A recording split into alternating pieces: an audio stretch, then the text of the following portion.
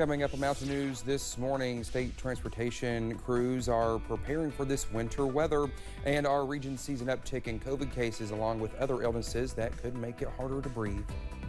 Dedicated to Eastern and Southern Kentucky, this is WYMT Mountain News this morning.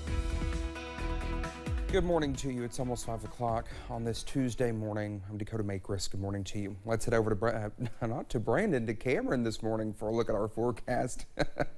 Well, I don't know where you are. I guess you're coming there. You are. Here yeah. I am. Yeah, you're Cameron. You're not Brandon. So just a little bit of a surprise for it you is. this morning, Yeah. Dakota. Yeah, I got a little bit of a change in the schedule this morning, but yeah, we are tracking a busy forecast across the mountains. We have a little bit of wintry mix out there this morning and also a winter weather advisory in place for most of us. Here's a live look at I-64 at Moorhead at Rowan County. Current temperature 30 degrees. We are looking at a little bit of that wintry mix back in the distance, and same story at I-75 in Mount Vernon and Rockcastle County. Also looking at some wet roads there, so please be sure to use caution as you step out the door this morning because you may run into a few slick spots on the road, especially north of the Hal Rogers Parkway. That's where we find people in the lower 30s near freezing, 31 for Irvin, 30 for Moorhead, 32 in Jackson and Pikeville, and 34 in London. But notice Harlan's still sitting at 50 degrees this morning, so that cooler line is going to push further off to the south, but right now it's still off to the north near the Mountain Parkway. Looking at a little bit of wintry mix now from Louisa over to near Paintsville, also in Morgan County for West Liberty, and stretching over to portions of Rockcastle, also in Jackson, Estill, and Powell counties as well. As we go into this afternoon, we do get a little bit of a break, but we are tracking another round of wintry mix tonight and on Wednesday. All those details coming up in just a little bit. Dakota. All right, Cameron, thank you.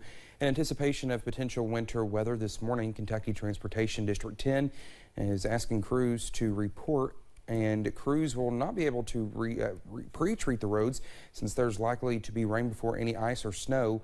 H.P. Elkins with KYTC District 10 says this could affect people who live away from main roads the most, since they usually get treated later. Some roads get treated sooner than others, and that's just the nature of it because of the amount of traffic that they carry. And if you are on one of the priority C routes, you may not see your route treated until daybreak. So we just urge caution. There could be some issues on the road this morning. You can watch out for any potential closures on our website at WYMT.com. COVID cases are up in the Kentucky River District. Health leaders say they are seeing more COVID cases along with respiratory illnesses not associated with flu, COVID, or strep. They also say you should see your doctor for a wellness check so you are healthy year-round.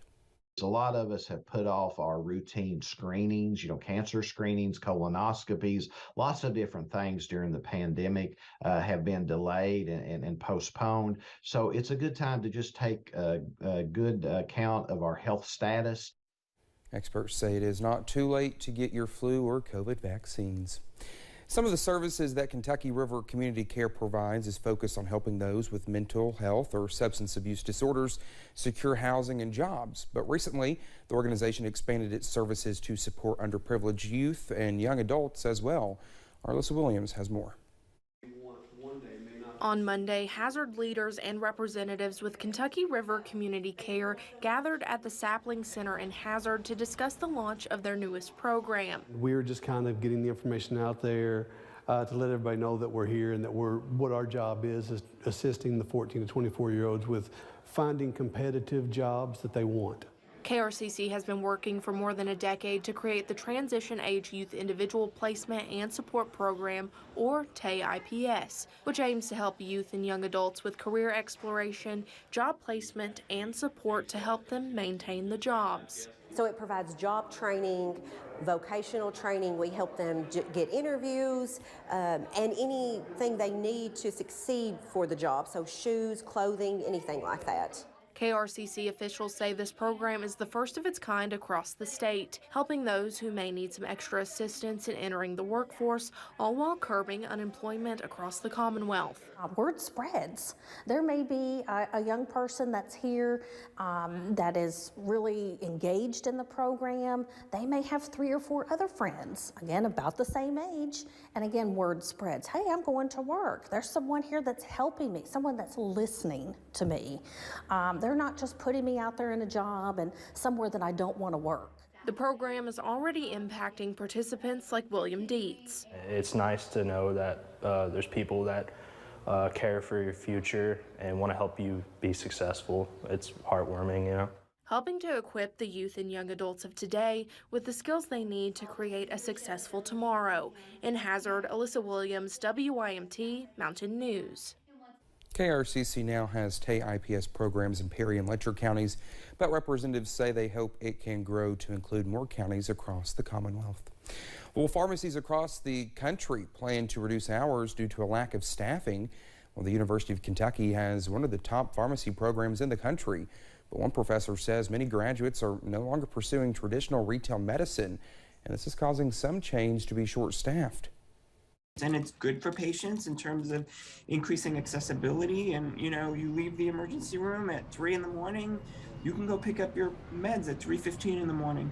But that does put strain on the workforce.